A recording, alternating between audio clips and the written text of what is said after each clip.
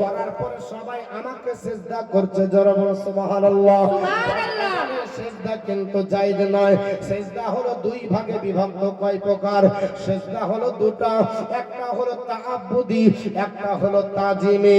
যদি তাআব্বুদি সিজদা করাটা হারাম হবে, আল্লাহ ছাড়া তাআব্বুদি সিজদা কাউকে করা যাবে না। আর তাজিমি সিজদা অন্যান্য নবীদের জামানায় জায়েজ ছিল, আমাদের নবীর জামানায় এটা না জায়েজ, হারাম।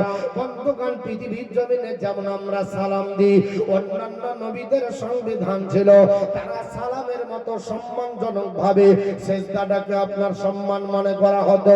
আল্লাহর নবী ইউসুফ পয়গম্বর রাত্রিকালে স্বপ্ন যোগে ডাক দিয়ে আপনার আব্বাকে বলে, ওগো, আপনার স্বপ্ন যোগে দেখার পর আব্বাকে বলে, আব্বা জান, রাত্রিবেলা স্বপ্ন যোগে আমি এই ঘটনা দেখলাম। একেবারে সালাম পয়গম্বর ছিলেন, উনি বুঝতে পেরে গেলেন, বাবা তোমার